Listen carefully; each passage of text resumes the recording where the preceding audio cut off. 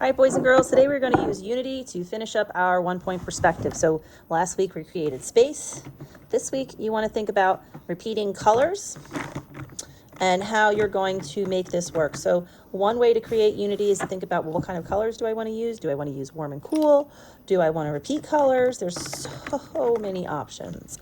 So atmospheric perspective, remember, as these little cactus go back into the background, they're going to get lighter. So I'm going to start off with the light, maybe I did the other one. The other green should have been dark, should have been different. And then this one in the front is going to be the darkest green. I can actually darken this up.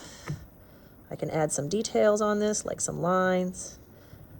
And then this one can have some lines on it. Am I making a realistic rendition of a cactus? Absolutely not, because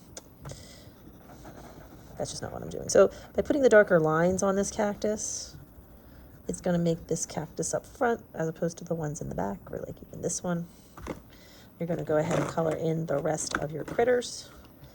Think about it. The tortoise would not necessarily, might have some greens, but more likely browns and tans because of the environment they live in. Though I'm going to put some greens on him because I just feel like it. This cactus up front, I'm going to go ahead and color that in. You might even want to go back and add some those needles to it, because that's just the kind of cactus it is. Cacti. And then as you color in the rest of your stuff, think about things that are going to be lighter or darker. I have this golden rod, so perhaps like the face of my little gopher might be lighter. And then I'm going to add some, oh no, I just dropped my darker colors. And then think about the color of the land. Is it going to be like browns and grays? These crayons have seen better days for sure. You know what? I have a new pack of crayons. Let's see what we got in here. Any tans? I really feel like I should have a tan. Oh, this has the dandelion. Apricot. You know, apricot might work.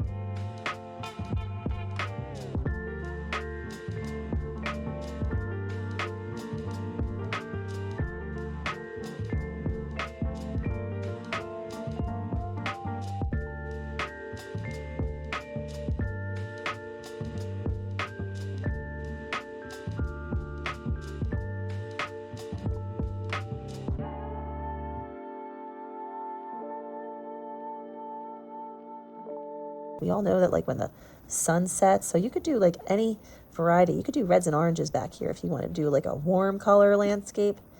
That would work. So I'm going to start with this blue because I don't know, I just went with it. And then you can take the brown and start putting brown over it. So even though there's like blue and brown, it works because the same blue is under the brown.